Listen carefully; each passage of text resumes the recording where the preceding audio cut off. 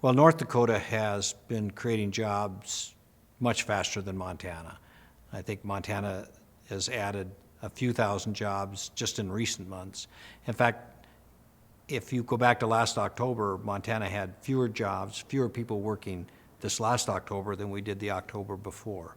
But the momentum is beginning to pick up because there is some oil and gas development spilling over into Montana, way less than what the potential is. I mean, when we have literally a couple hundred or more drilling rigs in North Dakota and we have perhaps a dozen or fewer in Montana, gives you some idea of the fact that Montana isn't getting to its potential. Even though everyone, I think, believes that we have more oil and gas reserves in Montana. But it isn't just developing that resource. You know, it's also Montana. We have natural gas wells that are capped in Montana because they have no way to access the market. And yet we don't have any investment in fertilizer plants, which use natural gas.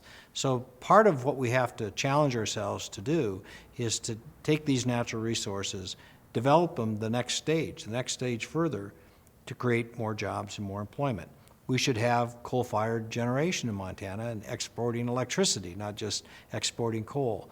There are new technologies today to take coal to natural gas and coal to methane and generate electricity from that process. We ought to be engaged in that. The current governor has been an advocate for coal to liquid gas, and we ought to be examining that opportunity as well. There are new technologies out to redevelop old abandoned oil fields that has tremendous potential. We ought to be opening ourselves to that kind of development. All of those create a lot of good jobs. All of those produce revenues, broaden the tax base of the state of Montana.